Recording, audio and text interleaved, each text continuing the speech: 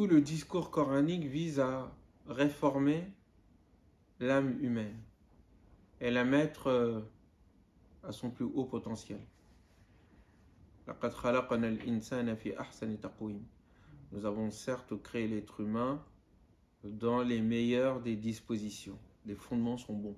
Le potentiel est là. Très bien. Le problème, c'est que si un travail n'est pas fait, d'éducation de soi, eh bien, on se dégrade. Et donc tout l'objectif du Coran, c'est d'éviter de combattre cette dégradation qui va se voir dans la corruption de la terre et dans le peu de respect que l'on a envers la vie.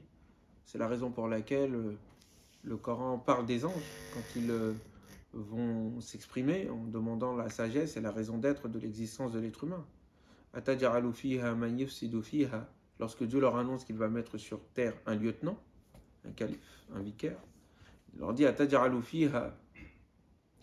ils lui disent vas-tu mettre sur terre quelqu'un qui va donc corrompre l'ordre naturel, l'ordre de la terre en fait, qui va corrompre la terre. Et qui va verser le sang. Donc, un irrespect envers la création, sa destruction, et un irrespect envers la vie humaine, sa destruction. Cela, ce sont les traces, l'impact, l'incarnation de la dégradation de l'être humain. Et l'objectif, c'est de l'élever, puisqu'il a la possibilité de faire le mal comme de faire le bien. L'âme humaine n'est pas déterminée. C'est pour ça que le Coran, à un moment donné, dans la Sourate Ash-Shams, dit « Wa nafsin » et par une âme. « Wa ma sawwaha » et par celui qui l'a façonné. Je me souviens quand on avait fait une vidéo sur la Sourate Ash-Shams, je l'avais traduit par « et par l'âme ». Bon, c'est pas par l'âme. Non. Et celui qui m'avait fait penser à ça, parce qu'il faut toujours quand même dire ses sources quand l'idée ne vient pas de nous, c'est l'honnêteté intellectuelle, c'est lorsque j'écoutais récemment Adnan Ibrahim. C'est lui qui a... Alors que genre, on peut le voir directement, c'est vrai. Ou un absin, c'est indéterminé. Alors que toute la sourate énonce ou parle d'éléments de la nature avec un article défini à chaque fois.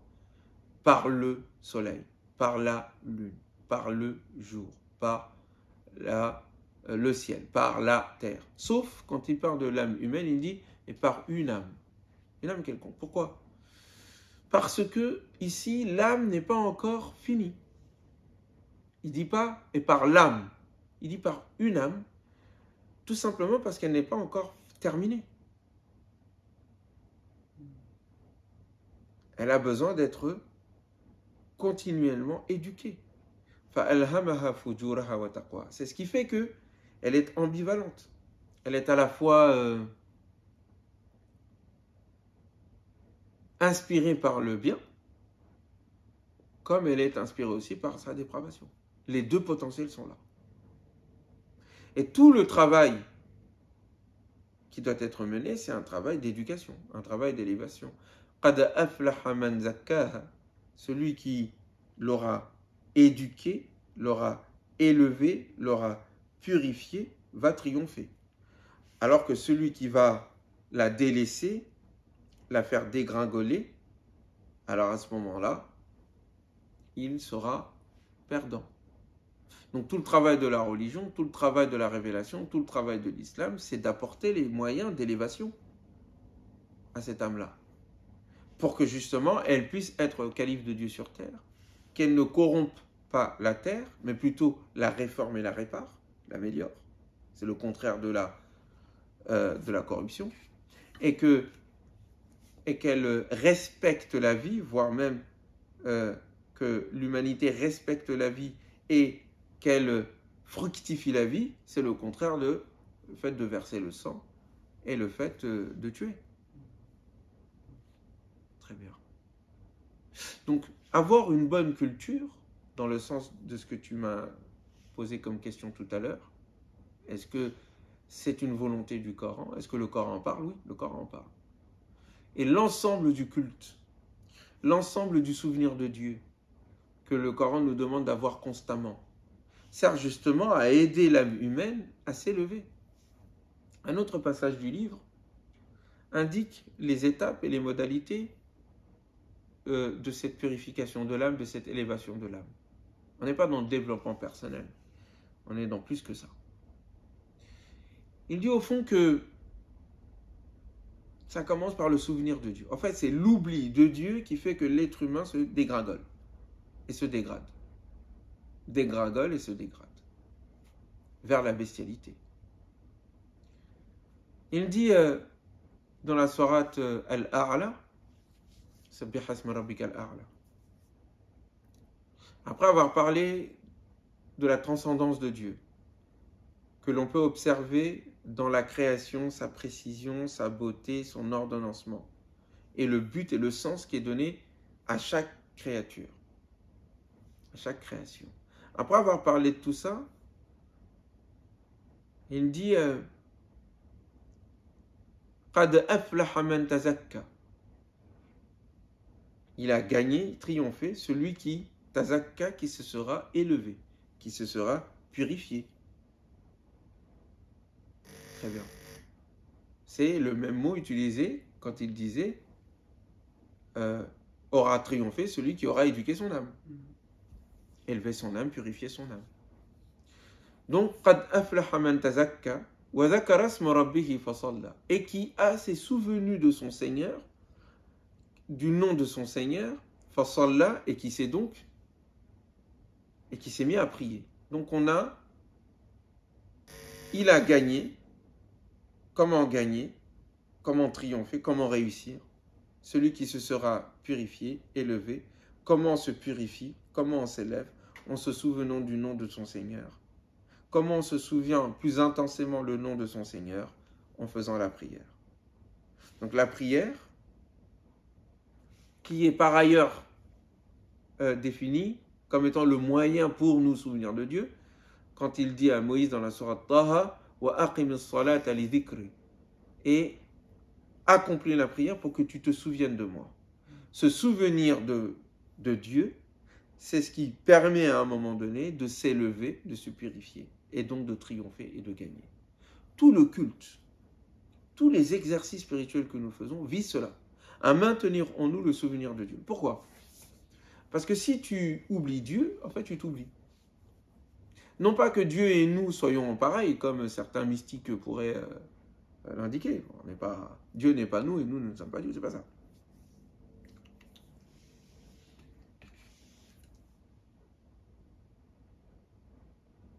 L'essence de l'être humain, ce qui fait son être même, n'est pas possible sans Dieu. Et quand il l'oublie, il s'oublie. Il faut que j'aille plus loin dans mon propos. Le Coran le dit. Quand il dit, dans la sourate Al-Hashr, quand il dit Ya ayyuhalladhina amanu taqullaha, vous qui avez la foi, ayez la conscience de Dieu. Ittaqullaha Ya ayyuhalladhina wal tanzur nafsu ma qaddamat lighadin wattaqullaha innallaha khabirun bima ta'malun wa la takunu kalladhina nasullaha, et ne soyez pas comme ceux qui ont oublié Dieu, fa ansahum anfusahum, et il leur fit donc perdre la mémoire d'eux-mêmes. Ulaika humul fasiqun, voilà ceux qui sont en réalité les pervers. Pourquoi le fait d'oublier Dieu amène immédiatement à l'oubli de soi? Parce que, comme je l'ai indiqué, nous, dans notre être profond, ne pouvons nous définir que vis-à-vis de l'absolu. Par rapport à quoi est-ce que nous savons que nous sommes, que nous existons? Par rapport à quoi est-ce que nous nous rendons compte que nous sommes relatifs? Nous allons mourir. Notre finitude. Nous sommes des êtres finis. Mais comment savons-nous que nous existons? Parce qu'on meurt. Parce que Mais comment savons-nous que nous mourrons? Que nous allons mourir? Parce qu'on a déjà vu quelqu'un mourir, d'accord. témoin de... Mais qu'est-ce qui fait qu'on en est conscient? Les animaux aussi meurent. Qu'est-ce qui fait que nous sentons notre existence? Qu'est-ce qui fait que nous arrivons à dire « je » D'où vient cette conscience de nous-mêmes? C'est une question philosophique fondamentale. C'est la question que Descartes s'est posée. Comment, sur quoi fonder ma relation avec la réalité? Même la réalité, ma conscience de la réalité. La conscience de moi-même, comment je la fonde? Par les sens, les liens. Non, parce qu'il dit que les sens, et c'est ce qu'Al-Ghazali aussi disait, les sens sont trompeurs. C'est pas du sûr à 100%. Comment me rendre compte que ce que je vois de la réalité, c'est la vérité? Comment être même sûr de ce que je ressens en moi-même? Par l'autre. Quel autre? L'autre, il est tout aussi relatif que moi. Il faut une altérité absolue. Sans l'idée, la conscience, enfin, mon je, mon moi, étant lui-même relatif, il s'appuie dans sa conscience de lui-même sur quelque chose qui le dépasse. C'est-à-dire, avant même le souvenir de moi-même, avant de dire même je pense donc je suis, il y a quelque chose qui te permet de penser pour que tu sois. C'est quelque chose qui est en amont de ta conscience de toi-même, vis-à-vis duquel tu arrives à te positionner. Pour dire je. Sinon, tu te confonds dans l'universel. Ou tu n'as même pas conscience de toi-même. C'est ce qu'Al-Ghazali disait a appelé dans son livre Al-Munqidh min ad-Dalal, c'est ce qu'il appelait la lumière. Il y a une lumière qui m'a été jetée dans le cœur, qui m'a fait reprendre conscience et confiance de moi-même et confiance au principe rationnel. Parce qu'il n'avait plus confiance même au principe rationnel. Il n'avait plus confiance à ses sens. Il n'avait plus confiance à sa raison, aux principes rationnels qui permettent à un moment donné de dire ça c'est vrai, ça c'est faux. Il n'avait plus confiance en cela. Donc il dit qu'il y a quelque chose qui a été jeté en lui qui lui a permis ensuite à partir de là de refonder et d'avoir confiance à la raison, au sens, etc., etc. Bref, dans le langage de Descartes, ce serait plutôt quand il dit pour être sûr que ce que je suis sûr que j'existe, puisque je pense. Ça, je peux pas le nier, je pense. Mais c'est pas suffisant pour fonder l'univers qui est autour de moi. Comment être sûr que l'univers qui est autour de moi, c'est vrai? Il dit que Dieu, subhanahu wa ta'ala, est le garant. Puisque Dieu est parfait, puisque Dieu nécessairement il existe, Dieu est parfait et sa perfection implique le fait qu'il ne va pas mentir. Donc, c'est ce qui permet à un moment donné d'asseoir ma conscience de moi-même et d'asseoir ma conscience du monde. Et d'être sûr de la capacité que j'ai de comprendre le monde. Très bien. Quand tu oublies cela, quand tu oublies Dieu, quand tu oublies ce transcendant, quand tu oublies l'absolu, quand tu oublies l'idée qu'il y a quelque chose qui te dépasse et qui fait que toi tu existes, le monde existe aussi. S'il n'est plus là, rien ne se tient. Rien ne se tient. Tu n'es sûr de rien. Et tu t'oublies toi-même. Tu t'oublies toi-même dans le sens où tu n'évolues plus. Tu dégringoles. Tu perds ton humanité. L'humanité, c'est le souvenir, c'est la conscience. C'est la capacité de comprendre.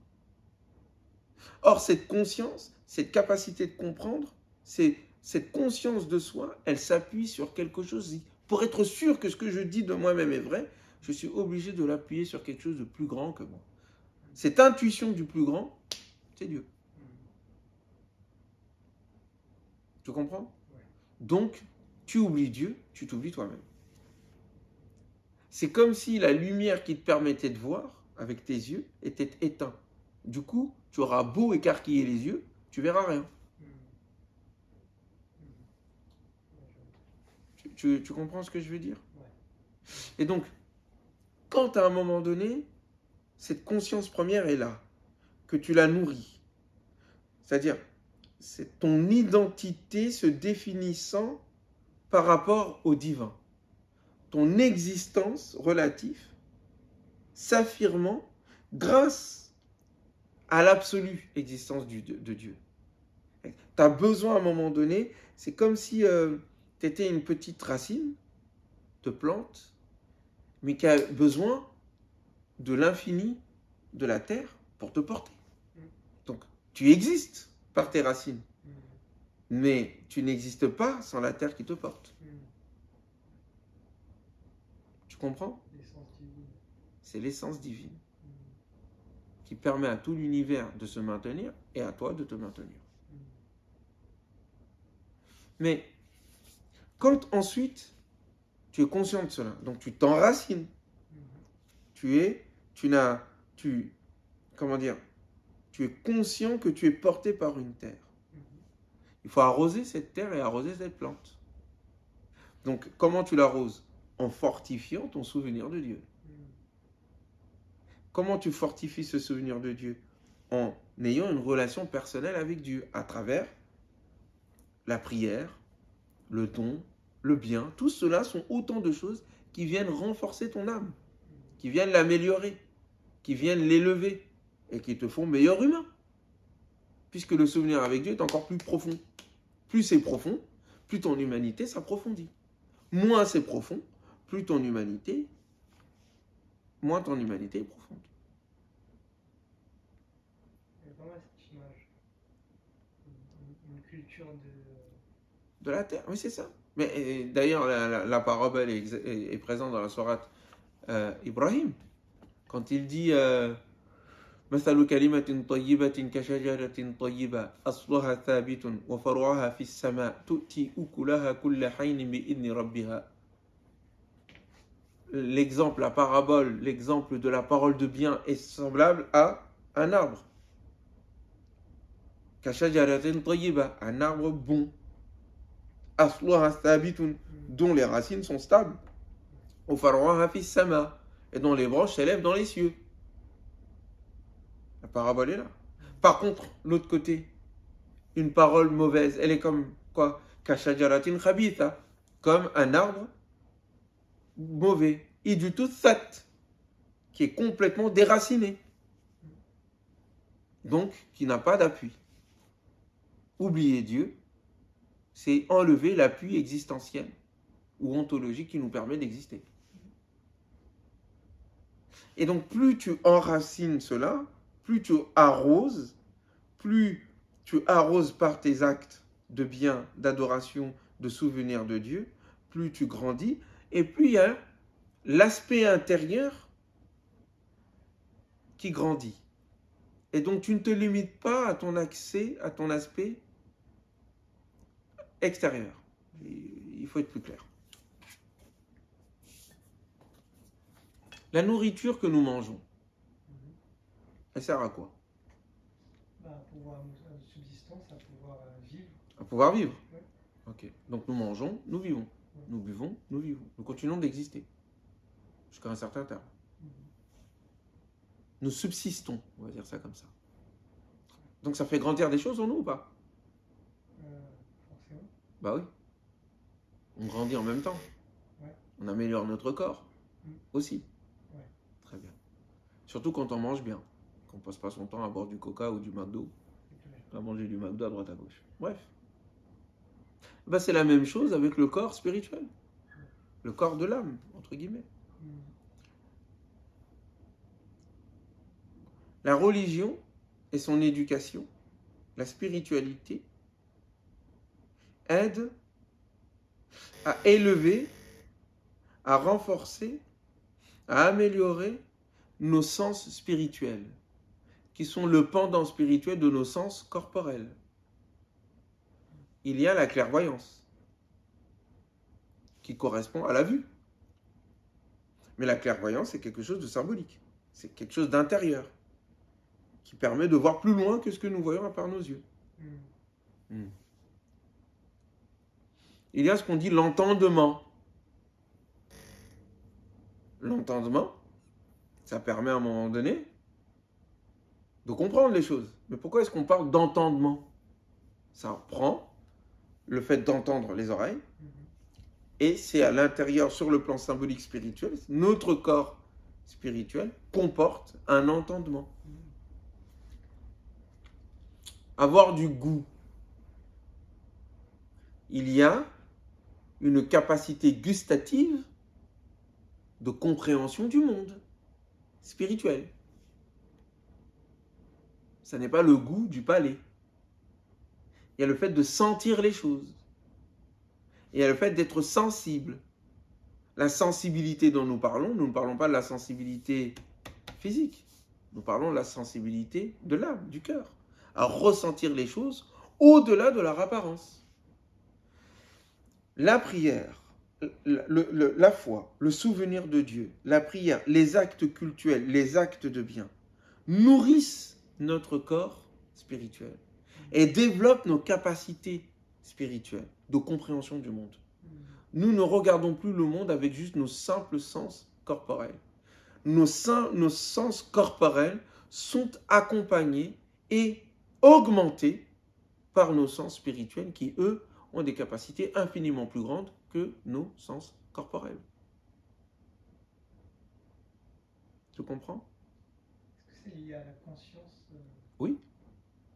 Qui s'illumine? La conscience, le souvenir de Dieu. La conscience se souvient. Et a mémoire. C'est quand on n'a plus de mémoire qu'on perd conscience, qu'on perd mémoire, qu'on oublie. Et quand on oublie, on ne se souvient plus de Dieu. Or, le souvenir de Dieu est ce qui permet à un moment donné de spirituellement exister. Comme l'action de Dieu et sa volonté permet notre existence dans le monde physique. Dans le monde physique, nous n'avons pas le choix. Dans le monde spirituel, nous avons le choix. Et Dieu nous récompense en fonction de ce choix. C'est pour ça que le fait de croire en l'au-delà ou de ne pas y croire fait dire au Coran qu'ils ont une connaissance de l'apparence du monde. Leur connaissance, ce sont des ignorants parce qu'ils se contentent de l'apparence du monde. Ce monde-ci seulement. Ils ne voient pas ce qu'il y a au-delà. Ils ne voient pas le sens du monde. Puisque les sens corporels ne sont pas accompagnés et dirigés par le sens. Le sens, c'est Dieu. Et c'est son souvenir qui nous donne du sens. Et ce sens-là vient nourrir nos sens spirituels, qui donnent du sens à nos sens corporels et qui nous font grandir. Et on comprend pourquoi est-ce que le Coran dit de la part de ceux qui sont des négateurs, ce sont des gens qui ne comprennent pas. Alors tu dis, mais comment ça ils ne comprennent pas? Ils vont sur Mars, ils envoient des satellites à droite à gauche, mais ils ne parlent pas de ce genre d'intelligence. Cette intelligence-là, qui est commune à tous les êtres humains, doit être mise au service d'une plus grande intelligence, qui donne du sens, qui dit le pourquoi du monde. Voilà pourquoi est-ce qu'il dit ceux qui vont en enfer, djinns et êtres humains, il dit qu'ils sont semblables à des animaux. Parce qu'en fait, il y a je l'ai dit tout à l'heure, on dégringole quand on ne se souvient plus de Dieu. On se restreint à son animalité. Et il dit, ils ont des cœurs avec lesquels ils ne réfléchissent pas. Ils ont un cœur.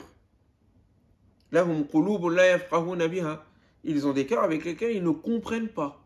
L'appareil est là, le cœur. On ne parle pas du cœur qui bat. Là, on parle du cœur conscience. Du cœur raison. Ils ne comprennent pas. Et ils ont des oreilles avec lesquelles ils n'entendent pas. Et ils ont des yeux avec lesquels ils ne voient pas. Ils ont des yeux, Mais ils ne voient pas. Oulaïka kal an'am, voilà ceux qui sont semblables à des animaux. Belhum adal, non, ils sont encore plus égarés. Oulaïka humul ghafilun, voilà ceux qui sont inconscients, oublieux. C'est le lien avec le rappel. Tu comprends? C'est ça qui permet d'être un meilleur être humain. Bien sûr, quand on met du sens dans les formes cultuelles que nous faisons. Lorsque nous ne mettions plus, nous n'y mettons plus de sens, à ce moment-là, ça n'a que de la forme. Or, la forme, se contenter de la forme, c'est justement oublier. Donc même ceux qui prient quelquefois oublient. Ce qui n'est pas le but. Est-ce que c'est clair?